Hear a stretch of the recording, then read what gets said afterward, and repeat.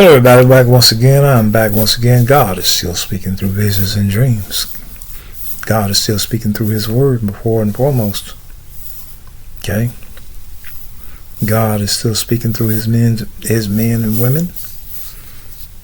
God is still speaking through nature. God is still speaking, y'all. I want to talk to you this morning about something. About the millennial reign. I love talking about the millennial reign. This is my assignment. This is what God has called me to do. So, for all you all that are not interested in the millennial reign, well, you can just turn over and turn to something else. But I find that there are a lot of people that are interested in the millennial reign. Okay? What is the millennial reign? The millennial reign is when Jesus Christ comes back at His second return. At His second return, when He comes back, He's going to usher in the golden age, not Trump. Trump is sounding the alarm, y'all. Wow, man, people don't hear it. It's amazing to me the Christians don't see what's going on with Trump. I'm amazed. We don't see, Christians don't see, especially the black church. The black church. They hate that man so much. They can't see what God is doing through that man. They can't see it. That's amazing. But anyway, He's going to bring in the golden age, not Trump. They're not going to allow Trump to bring in the golden age. Okay? The communists, the Democrats. The Democrats are very bad people. Very bad. They're not going to allow Trump to usher in the golden age. Christ is going to usher in the golden age. When He comes back, He's going to start a 1,000-year reign of peace. He's going to take control of the planet. Going to take control of the governments. Okay? And He's going to start the new world order. He's going to start it. Okay? The other night I guess this was about a week ago. And as I was sleeping, I heard the sound of a horn. It's like it didn't quite sound like a trumpet, but it did a little bit. And this horn blew for a long time, but went just for a long time. I don't know how long, maybe close to a minute, I guess. It just went and I thought the rapture or something. I thought, is this the rapture? I've had dreams like that before. When I heard the sound of this trumpet or this horn, boom, and in this first dream I had of that, I thought, man, the rapture's taking place. And it did. It did. Christ had come. And, I'm not going to go into a lot of detail about that particular dream, but this last one I had, when I heard this horn blowing, boom, okay, I said the rapture is taking place, and I woke up and I thought, man, that sound like I'm trying to remember what else. Let me see, was it anything else about that dream? Yeah, I thought to myself, that sound like the rapture. That horn going off. And you know what I heard?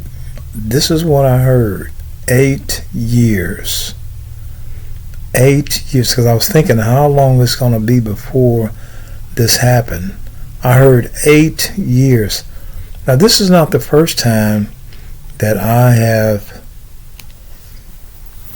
said that I believe by 2030, somewhere between 2030 2033, Christ will be here. Okay? And 8 years from now is 2033. Okay? And I don't, you know what? I don't, I know people say you shouldn't set dates. They don't know what they're talking about when they say that. They really don't. They really don't. You shouldn't set dates. No man knows the day or the hour. You do not know what you're talking about when you say that. Okay? Because God will tell you today on some things. Okay? He will tell you today on some things. But the times and season, day and hour is in the Father's hand. Okay? Only He knows the day and hour and seasons, but sometime He will tell you. But I heard 8 years. 8 years. And I believe Christ will be here between 2030 and 2033. Okay? But when He comes, He's going to establish a new world order. Okay? Russia, China, America will not be the leaders of the new world order. It will be Jesus. It will be Jesus Christ. And Trump will not usher in the golden age. He's going to try. I hope he do. I mean, well, if he do, it'd be good. But he's not the one. Christ is going to usher in the golden age. Okay, Trump is sounding the alarm, y'all. But so many people are missing this, especially Christians. The black Christians. I won't say the white. The white Christians seem to know what's going on. Most of the white Christians seem to know what's going on here. But the black Christians, okay, are so, they hate this man so much. Okay, partly because he is white. If he was Obama, they would trust him. But Obama is, man, Obama, I'm going to tell you, God told me, He said Obama wasn't from this world. God told me Obama was not from this world. He also told me Obama will be a part of the beast system. Okay? He's going to be a part of the beast system. See, and this is what's tripping a lot of black people up. If it was Obama, they would like him because he's black. Or got some melanated skin. But Trump, they don't like Trump. And I'm thinking, what does the man do? What has he done to make you hate him? But anyway, Trump is sounding the alarm, man. I'm going to go on and say it. I'm going to go ahead and say it. I believe Trump is the sign of the Trump of God. I believe he is. I mean, man, you can tell by some of the things he say and the things he has done. Look at all the stuff he has been through and have gotten out.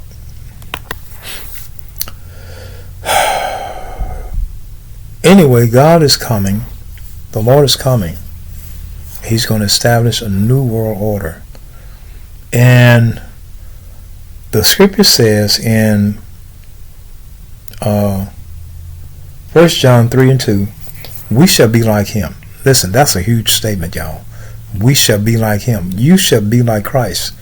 Listen, when God first created man, He made us in His image and in His likeness. Like you make a glove, like I heard one young lady explain on the internet, which was a really good illustration. It's like when we make a glove, that glove is in the image and likeness of our hand. When you put that glove on, that glove can do whatever that hand do. Whatever that hand can do, that glove can do it. But once you separate that glove from that hand, that glove can't do anything. But as long as we're in Christ, we can do what Christ do. Then He told us to occupy until He come. Okay? And when Christ returned, and He returned as a judge, He's going to make us judges. We will judge the world. You know what prompted me to make this video this morning? I was watching Judge Million. I think her name Marilyn Million. And I was watching a show. And I noticed how she judged one of the cases that came before her, I thought it was unfair. I thought it was totally unfair. I thought her emotions got involved. It's like Judge Mathis. I love Judge Mathis. I think he's my favorite. But it looks like something has happened to Judge Mathis, and I don't think he's judging clearly. I think something is disturbing him on the inside. And I hate this really bothers me. In this world, we are forced to do what is right by the authorities. But many of them don't do it. They don't do what's right. And that bothers me. I hate that. I hate that like you wouldn't believe. How often does policemen pull people over for doing things? Let's say it like this. How often does policemen pull people over, give them tickets, take them to jail for not being perfect?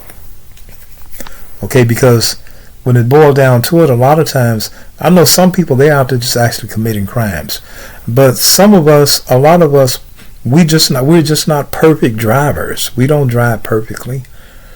We make mistakes. We develop bad habits in driving, just like anybody. Yeah. Okay, so yeah, we get a ticket, we get reprimanded for it or whatever. Okay, that's the law. But what about them? As soon as they pull off from giving you a ticket, a fat ticket, they go down the road and do the same thing. Okay, they drive over the speed limit, run stop signs, change lanes without giving signals. But they hold our feet to the fire and make us do what we're supposed to. I hate that. I hate being on a system like that. One man has the authority and power to take another man's life if he deems it necessary. How do I know that you're thinking right in your mind? How do I know you're just not full of hate toward that person? I hate being under that kind of authority. And then if you take it to court, you're probably going to lose the case. This is the kind of world we're in, y'all. I hate that. And I was watching this Judge Marilyn Millian.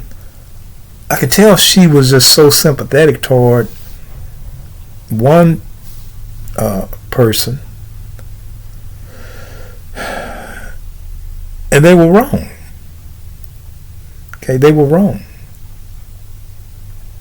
Okay, but because she was so sympathetic toward that person, she favored them, even though she didn't give them the case, and rightfully so. They lost the case. But she was sympathetic toward them. And anyway, I hate seeing judges mishandle people because of their bad feelings. That doesn't have anything to do with the case. But listen, Christ is going to return. Okay, he's going to return. And he's going to make us judges. After I watched that television show, I thought to myself, you know what? In this world, we need someone to judge judges. We need someone to police the police officers. Because oftentimes the police officers are wrong.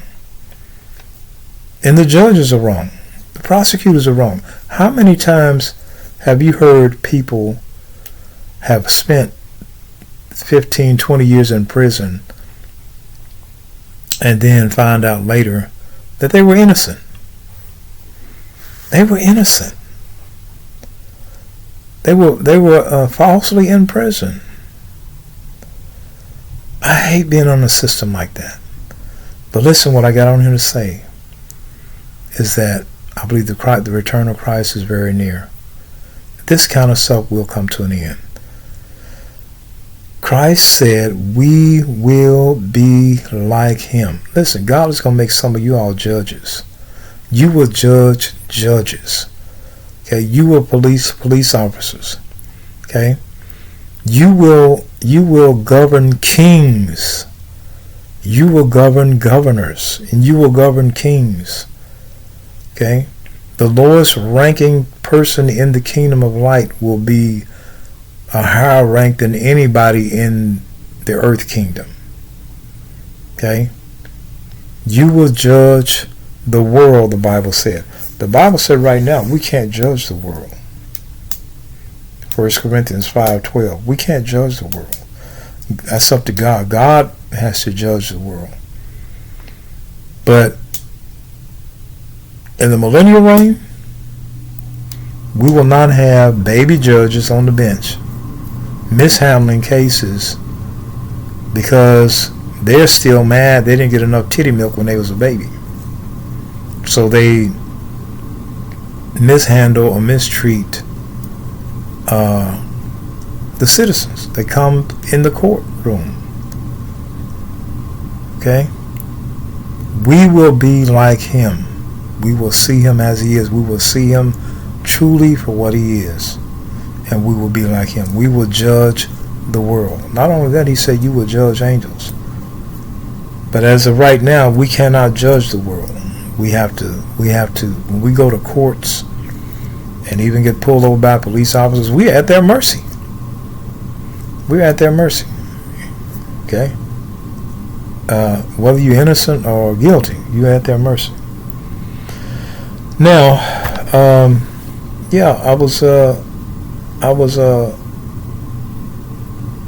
I heard this trumpet the other night, and God told me 8 years. 8 years. And I believe it. I believe it. I'm going to do my part as a teacher of the word, and I'm going to sound the alarm. The bridegroom is coming. We better get ready. We better stay ready. Okay, we will be like him. We will be judges. We will be kings. You will be queens. You will judge judges. You will judge presidents. You will judge governors. Listen, have you read Obadiah 1:21? It says God is going to send saviors to rescue his people in this world. In the millennial reign, he's going to have saviors. Okay? Heroes. Superheroes. Did you know the word God in Hebrew, you find if you look into that word, deeply look into that word, God, G-O-D, Elohim, you will find the word superhero or superlative. Okay? Superhero is in that word, God. In the beginning, God created the heaven and the earth. In the beginning, God, angels, gods and goddesses, okay, superheroes created the heavens and the earth. We were made in the image and likeness of gods and goddesses, angels and superheroes. So we were made like God in the beginning, and when he returns, we will be like him again. So God is going to he's going to raise up superheroes, and read in Obadiah 1:21. Okay, so these superheroes are going to make sure that the police officers are doing their job correctly, the judges are doing their job correctly, the governors, the mayors.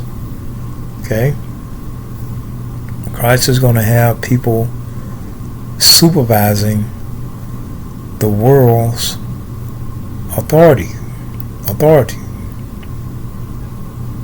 Okay, we will be supervising the world. All right. But that's what prompted me to make this video. It just that really bothered me when I saw how that judge handled that case, and I thought it was really unfair the way she handled the case. And a lot of times judges have their emotions involved with their decision, and their emotions don't have anything to do with the case. Okay? So, but anyway, get ready. Christ he's about to return, people. I believe he's about to return. We must be ready, and we have a lot to look forward to. The millennial reign, well, you will be free. I know some people say, well, we're free in Jesus now. Yeah, you are. As long as you stay in him, you are. But this freedom I'm talking about is, it's really no comparison. Okay? You will be free. You will be free to go as you please, do as you please. You're not free to do that now. You're not free to go as you please, do as you please. You are within certain guidelines, with a very narrow guideline you are. But in the millennial reign, there ain't no guidelines. You'll be free to go and do as you please. Okay? You'll be free to do whatever you want if you can. Okay? We're not free to do whatever we want if we can now. Even if we can. Alright? We shall be like him. We will rule and reign with him. Alright, God is still speaking through visions and dreams. Yes, he is.